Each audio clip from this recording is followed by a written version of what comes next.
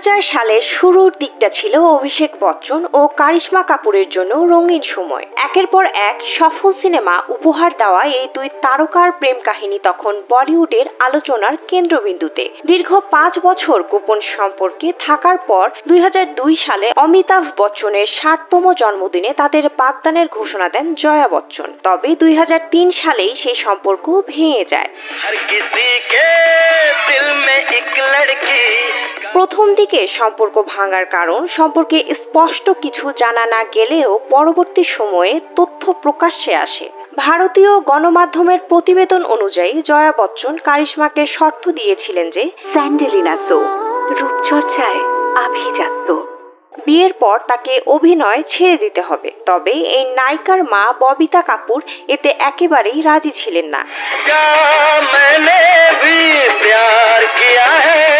কারিশমার মা শুধু মেয়ের ক্যারিয়ারের কথা ভেবেই আপত্তি জানাননি, তিনি অভিষেকের সঙ্গে বিয়ে হলে নায়িকার ভবিষ্যৎ সুরক্ষিত করতে চেয়েছিলেন। সে সময় বচ্চন পরিবার আর্থিক সমস্যার মধ্য দিয়ে যাচ্ছিল।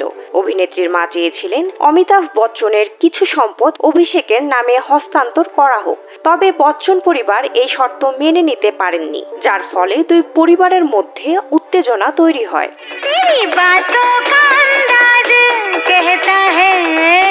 এই মতপার্থক্যই এক সময় দেয়াল হয়ে দাঁড়ায় অভিষেক কারিশমার প্রেমের মাঝে। শেষ পর্যন্ত 2003 সালে তাদের সম্পর্ক ভেঙে যায়। পরে সেই সালে ব্যবসায়ী সঞ্জয় কাপুরকে বিয়ে করেন এই নায়িকা। তবে সেই সম্পর্কের দৌড় গিয়ে থামে 2014 সালে। বিবাহ বিচ্ছেদ হয় তাদের। অন্যদিকে 2007 সালে ঐশ্বরিয়া রায়কে বিয়ে করেন অভিষেক বচ্চন।